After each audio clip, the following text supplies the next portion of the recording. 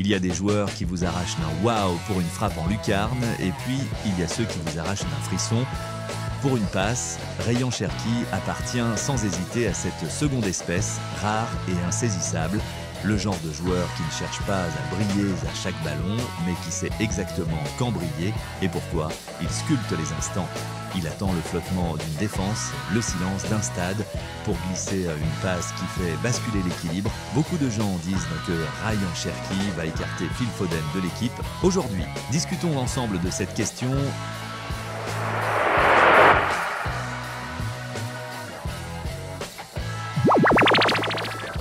Né sur les pavés de Lyon, élevé dans le ventre chaud du Groupama Stadium. Cherki n'a jamais été un espoir dans le sens traditionnel, géant trop audacieux, trop imprévisible, trop en avance sur le script. Ce qu'il propose, ce n'est pas du football de production, non, c'est du théâtre spontané, du désordre pensé. Il peut disparaître une mi-temps entière, puis faire surgir une lumière d'un simple contrôle orienté, d'une passe impossible mais parfaitement dosée. Il n'a pas besoin de dominer tout un match. Quelques secondes lui suffisent pour le faire basculer. La saison 2023-2024 à Lyon ne lui a pas offert les projecteurs d'un titre ou d'une campagne européenne marquante, mais elle a livré autre chose, de plus rare encore. Des données brutes qui racontent un joueur en avance sur son temps, avec 0,26 expected assist par 90 minutes. Il est le leader de toute la Ligue 1, devant des noms plus installés et médiatiquement choyés. Sa capacité à créer des occasions franches dans le jeu ouvert, sans appui de phases arrêtées, le place dans le top 1% européen. Ce n'est pas une figure de style, c'est un fait, un chiffre, une alerte. Ces 6,2 passes, progressives par match, elles aussi sans filtre ni surcouche marketing, racontent le même joueur, celui qui casse les lignes, pas par la force, mais par la finesse. Et s'il semble parfois erratique, c'est donc qu'il joue dans un système qui ne peut plus le contenir, trop rigide, trop lent, que non trop prévisible. Lui voit le chaos comme une opportunité. On parle souvent de joueur instinctif comme d'un compliment vague. Pour Cherki, c'est une vérité structurelle. Il ressent le jeu comme un jazzman ressent le rythme, à côté, en dehors, mais toujours juste. Et ça, aucun tableau noir ne peut l'enseigner. D'un point de vue technique, Rayan Cherki fait partie des profils les plus rares. Il est si capable de créer une occasion même quand tout semble bloqué. Il utilise aussi bien son pied gauche que son pied droit, ce qui rend ses intentions difficiles à lire. Son dribble est souple, imprévisible et toujours orienté vers l'idée de surprendre. Il ne répète pas les mêmes gestes, ne se contente pas de reproduire, il invente. Quand il passe le ballon, on sent une vraie sensibilité, il dessine, il compose comme un artiste qui cherche la bonne nuance plutôt qu'une simple solution. Ce rapport naturel avec le ballon, cette spontanéité, c'est quelque chose qu'on ne peut pas enseigner. À certains moments, il fait penser au Messi des premières années, ce Messi encore libre, encore joueur qui improvisait avec audace. Cherki a ce feu-là en lui, ce besoin de faire différemment. Mais pour passer un cap, surtout dans une équipe comme Manchester City, il faudra ajouter de la lecture et de la discipline à ce talent pur.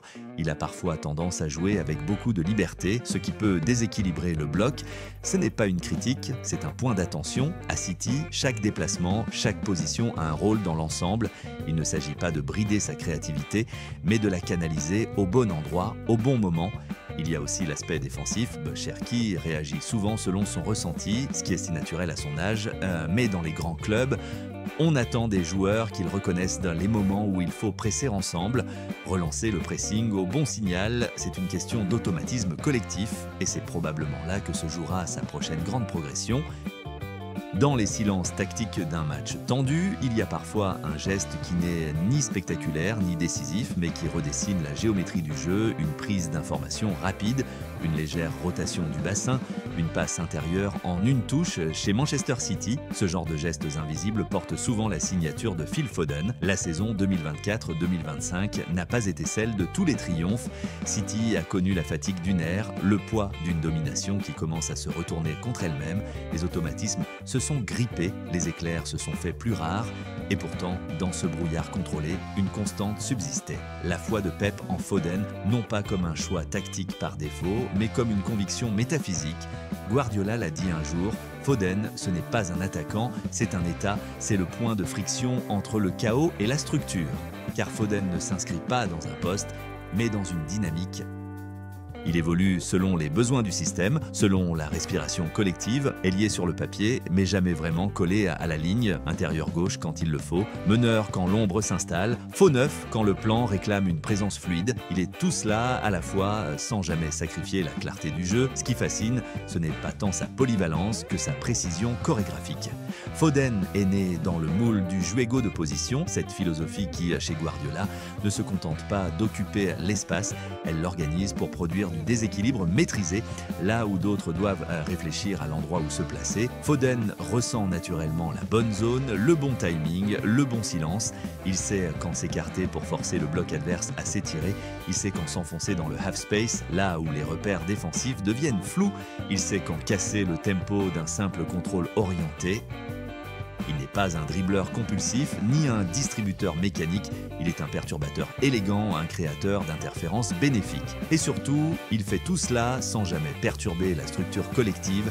C'est là que son intelligence éclate, ose-il dérègle l'adversaire sans dérégler City. Il crée des micro-chaos locaux, mais toujours au service d'un ordre supérieur, là où d'autres brillent en s'émancipant du système.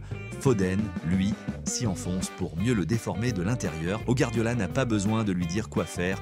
Il le regarde et il sait que Foden sera là où l'espace va naître et non là où il était il y a 2 secondes. Il sait qu'il n'aura pas besoin d'ajuster son plan en fonction de lui car Foden comprend le plan comme une partition vivante et non un schéma figé. Ce n'est pas un meneur de jeu à l'ancienne, ce n'est pas non plus un organisateur classique. Il ne ralentit pas le jeu, il ne le dicte pas. Il l'accélère au moment juste. Il l'infléchit subtilement, il y injecte des angles que personne n'avait envisagés. C'est un intuitif de l'espace, un lecteur de séquences avant qu'elles ne se produisent. Alors, même dans une saison sans panache, Guardiola le garde au centre de sa mécanique parce qu'il sait que Foden n'est pas un luxe, mais une nécessité, une forme de lien organique entre ce que City est et ce qu'elle cherche encore à devenir. Quand on parle de Phil Foden et de Ryan Cherki dans le cadre de Manchester City, la question n'est pas lequel des deux va prendre la place de l'autre. Ce n'est pas un duel, pas dans un système comme celui de Guardiola. La vraie question est comment faire coexister 2 formes d'intelligence de jeu sans qu'elles se neutralisent. La réponse se construit sur 2 fondations, l'occupation de l'espace et le tempo sur le plan spatial.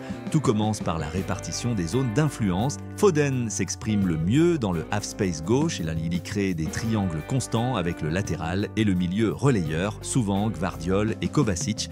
Son rôle est de maintenir la structure, de faire circuler, de rester fidèle au cadre.